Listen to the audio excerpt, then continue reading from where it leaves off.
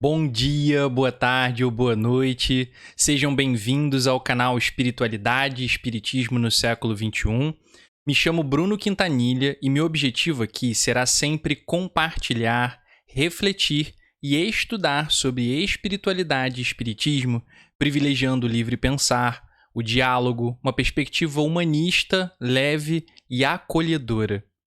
Te convido também, caso goste do conteúdo, a curtir, se inscrever e compartilhar o canal. Vamos ao nosso episódio? Tudo é espiritual? O tema deste episódio surgiu de uma frase que eu ouvi ao final de uma pequena palestra espírita a qual assisti recentemente. O orador, ao final de sua exposição, deu a entender que o estudo elaborado e executado por ele foi inspirado pela espiritualidade, ou seja, por espíritos desencarnados que o estariam auxiliando, seja no planejamento ou seja na execução da atividade expositiva. Ok, qual o problema disso? A questão é que houve elementos na palestra dele que me agradaram, mas houve outros dos quais discordo, julgando-os inapropriados didaticamente ou mesmo equivocados conceitualmente. Entretanto, eu tive a oportunidade de ter uma escolarização e formação que me permitiram ter um pensamento um pouco mais crítico, autônomo e independente. No entanto, a maioria das pessoas não teve essa oportunidade. Muitos que ouçam alguém dizendo que o que falou foi de alguma forma inspirado pela espiritualidade irão tomar isso como um princípio de autoridade, que reforça que o que foi dito é verdadeiro, bom, coerente, mas que, na realidade, pode ser equivocado, falso e ou incoerente. Em primeiro, não é nem possível saber efetivamente se alguém foi inspirado ou não por espíritos desencarnados durante a montagem e a exposição de uma palestra. Não há meios de aferirmos isso. Em segundo, mesmo que o palestrante tenha sido inspirado, não há como aferir se foi realmente um espírito com conhecimentos profundos, maduro, sábio que o influenciou. Pode ter sido um espírito de boa fé, sem mais intenções, mas que tem conhecimentos precários, que também não possui domínio intelectual daquilo em que está ajudando. Ou mesmo um espírito que acredita estar certo, mas está errado, como os que muitos há entre nós encarnados, por exemplo. Em terceiro, esse tipo de discurso que se apoia numa suposta chancela espiritual desresponsabiliza, em nosso caso, o palestrante. No final das contas, sem ou com influência, ele é o responsável final por qualquer conteúdo que divulgue. Se ele não quiser colocar algo, não há influência espiritual que o obrigue a fazer isso. As pessoas precisam aprender a assumir a sua responsabilidade no que produzem ou divulgam. Isso é mais saudável e justo intelectualmente e socialmente. O correto, ao meu ver, seria o palestrante deixar claro que o estudo é de autoria dele. E não quero aqui fazer juízo de valor ou condenações de qualquer natureza, pois no caso em questão que presenciei, sei que o palestrante tinha boa fé. Entretanto, ele tinha hábitos e crenças que são errôneos, ao meu ver. Junto a isso, é fundamental observar que não é porque algo foi transmitido por um espírito desencarnado que será bom. Assim como há espíritos encarnados ignorantes, equivocados, ingênuos, de má ou boa fé, também os há entre os desencarnados. Aproveito aqui para citar uma fala de Allan Kardec, que está na biografia feita pelo Henri Sauce, contida na obra O que é o Espiritismo, editada pela FEB. Abre aspas. Um dos primeiros resultados das minhas observações foi que os espíritos, não sendo senão as almas dos homens, não tinham nem a soberana sabedoria, nem a soberana ciência. Que o seu saber era limitado ao grau do seu adiantamento, e que a sua opinião não tinha senão o valor de uma opinião pessoal. Esta verdade, reconhecida desde o começo, evitou-me o grave escolho de crer na sua infalibilidade, e preservou-me de formular teorias prematuras sobre a opinião de um só ou de alguns. Fecha aspas. Seguindo Kardec, é fundamental humanizarmos os espíritos, ou seja, termos a plena noção de que eles são exatamente iguais a nós e nossa sociedade, só que sem um corpo de carne. Inclusive, eles estão em processo de evolução, igual a nós. Não é porque algo vem de espíritos desencarnados que será um atestado de verdade ou moralidade.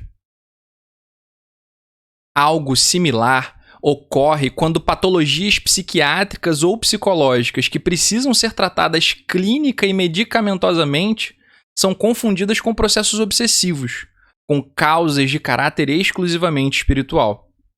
Não é que não existam assédios espirituais, mas sim que há perturbações psíquicas que não são necessariamente de origem espiritual, ou seja, de intervenção e ação negativa de um espírito desencarnado sobre um espírito encarnado.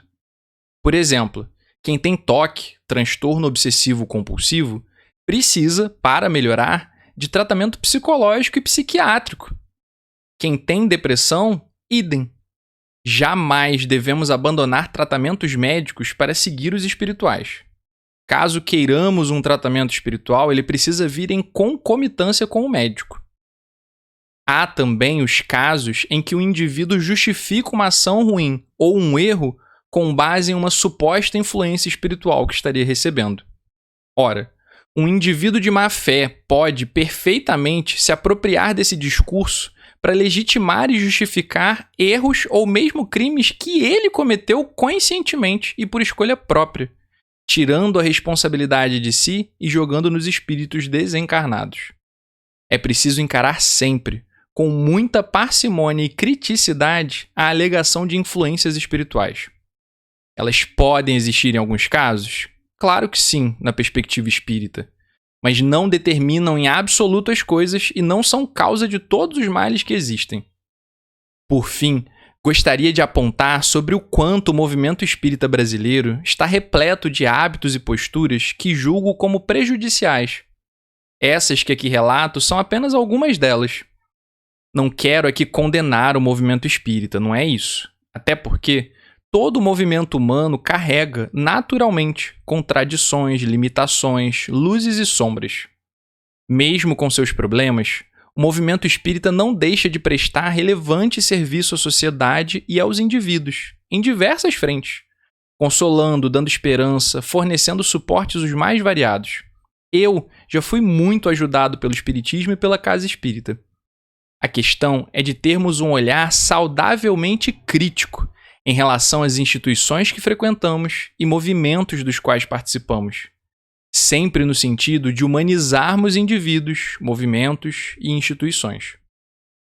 O fato é que quem cresce no movimento espírita desde pequeno, ou o frequenta de maneira muito exclusiva e assiduamente há muitos anos, tem grandes chances de introjetar toda essa cultura, hábitos e crenças que estão, algumas delas, opostas ao que Kardec propunha ou o que a ciência, a razão ou o bom senso dizem e recomendam. Nesse sentido, não estar tão restrito somente a leituras ou ao ambiente espírita é saudável. Cheguei aos 13 anos na casa espírita e lá cresci, tendo oportunidades e experiências incríveis, aprendizados muito ricos, mas também incorporando acriticamente muitas concepções e tradições que mais tarde passei a discordar e reelaborar. Quando comecei a frequentar a universidade pública e a trabalhar, passei a travar contato com grupos, ideias, ambientes e questões diversas, o que me proporcionou um olhar inclusive mais justo e nítido para com o próprio espiritismo e o movimento espírita. Aliás, a Ivone Pereira, no livro Pelos Caminhos da Mediunidade Serena, recomendava o seguinte, abre aspas, há ocasiões em que meus guias me recomendam ler obras profanas de todos os tipos, desde que esclareçam e edifiquem a mente. Atermos-nos somente à literatura espírita será exclusivismo, que limitará a nossa ação em favor da própria doutrina que defendemos. Fecha aspas.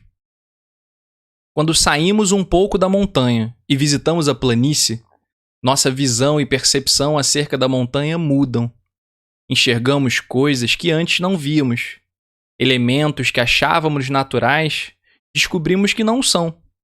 Formas que achávamos as únicas possíveis, identificamos que não o são.